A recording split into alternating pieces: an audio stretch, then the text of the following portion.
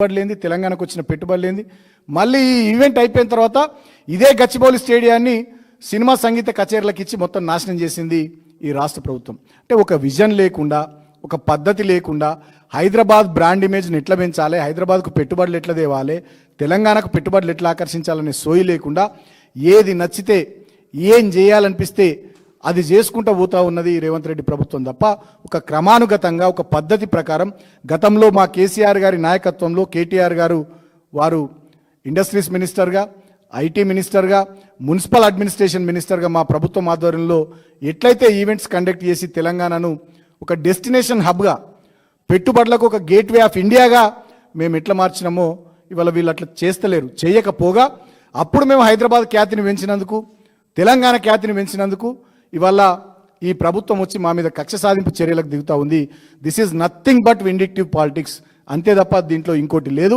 ఖచ్చితంగా ఇది ఎట్లన్నా చేసి కేటీఆర్ గారిని జైల్లో పెట్టాలనే ఒక కుట్ర.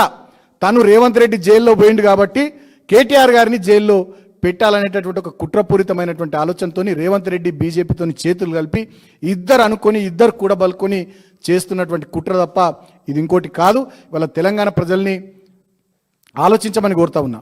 ఒకనాడు ఈ తెలంగాణ రాష్ట్రం సంక్షేమానికి, అభివృద్ధికి ఆలవాలంగా, నిలయంగా మారింది. కానీ వల్ల కరప్షన్కు కేర్ ఆఫ్ అడ్రస్గా తెలంగాణ మారింది.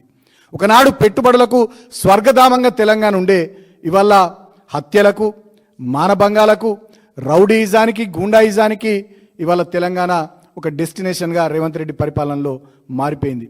కక్ష సాధింపు చర్యలకు ఇవాళ తెలంగాణ ఒక నిలయంగా మారిపోయినటువంటి పరిస్థితి చూస్తూ ఉన్నాం. పక్కనే మా హర్షవర్ధన్ రెడ్డి గారు ఉన్నారు, కొల్లాపూర్ మాజీ శాసనసభ్యులు. గవర్నమెంట్ పోయిన కొత్తలో కొల్లాపూర్లో మా నాయకుడి హత్య నుంచి మొదలుకుంటే ఇవాళ కేటీఆర్ గారి మీద ఫార్ములా ఈ కేసుకు గవర్నర్ ప్రాసిక్యూషన్ అనుమతి ఇవ్వడం వరకు చాలామంది నాయకులను చంపిర్రు, చాలామంది కార్యకర్తల మీద అక్రమ కేసులు పెట్టిర్రు. సోషల్ మీడియాలో ఒక పోస్ట్ పెడితే నెలల తరబడి సోషల్ మీడియా కార్యకర్తల్ని జైళ్లలో ఉంచినటువంటి సందర్భాలు చూసినాం. ఇట్లా రాష్ట్ర వ్యాప్తంగా అక్రమ కేసులతోని, బెదిరింపులతోని, గూండాయిజంతోని, హత్యా రాజకీయాలతోని దుర్మార్గపు పాలన, దౌర్భాగ్యపు పాలన ఇవల్ల ఈ రేవంత్ రెడ్డి ఇందిరమ్మ రాజ్యం పేరిట ఇక్కడ కొనసాగిస్తూ ఉన్నాడు. కేవలం ప్రధాన ప్రతిపక్షంగా బీఆర్ఎస్ ఇమేజ్ పెరుగుతూ ఉంది. కేటీఆర్ గారు ఇవాళ ప్రజల్లోకి పోతా ఉంటే వస్తున్నటువంటి ఆదరణను చూసి తట్టుకోలేక ఇవాళ ముఖ్యమంత్రి కక్ష సాధింపు రాజకీయాలకు పాల్పడుతూ ఉన్నాడు, డైవర్షన్ పాలిటిక్స్ చేస్తూ ఉన్నాడు. ఒకనాడు బీఆర్ఎస్ పని అయిపోయిందన్నారు పార్లమెంట్ ఎన్నికల తర్వాత బీఆర్ఎస్ పని అయిపోయిందన్నారు.